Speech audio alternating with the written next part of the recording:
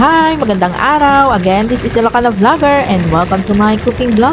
Ngayong araw ay magluluto tayo ng pinakbet na bet. Kaya ano pang hinihintay natin? Tara na, umpisa na ang pagluluto. Okay, so igisa lang muna natin itong chicken at ang konting pork buto-buto. So yan lang po ang meron tayong pansahog ngayon. Then ilagay na din ang mga sangkap, ang sibuyas, bawang at luya. Pwede rin wag na kayong maglagay ng luya kung yun po ang gusto niyo. Katulad ko din, minsan naglalagay ako ng luya, minsan hindi.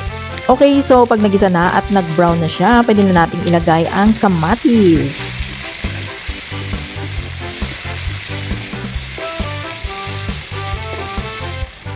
At kapag nagisa na din mabuti ang kamatis, ay pwede na tayong maglagay ng water. Takpan lang natin at hayaang kumulo. At kapag kumulo na, ay pwede na nating timplahan ito ng bagoong sauce. Ayan, so sabi ko nga sa inyo, may kanya-kanya tayong version ng pagluluto ng pinakbet at madaming klase ng pinakbet. Kalabasan nilagay ko dahil wala tayong kamote. May kanya-kanya tayong version ng pagluluto ng pinakbet. Kaya kung anong meron akong sangkap ngayon, ay yun na yun.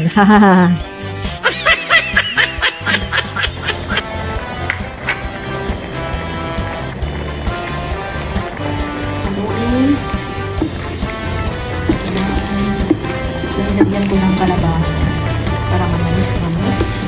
Wala kasi tayong kamote. So, kalabasa na lang. Ayan, takpan natin.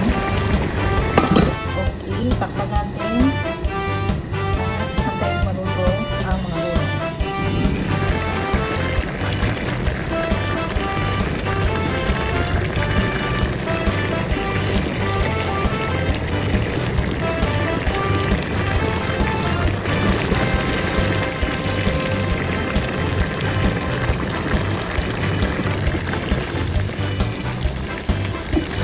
Ayan, ready to serve na ang ating pinakbet na bet.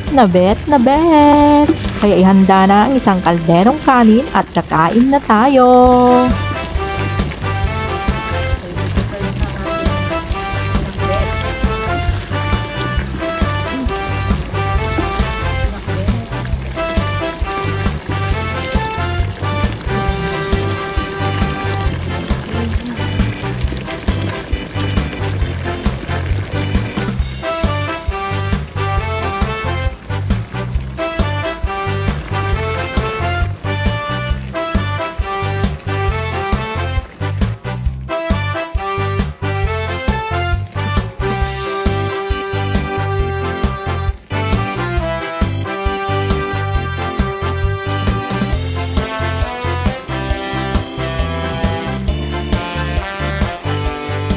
Thanks for watching. God bless us all. Bye-bye.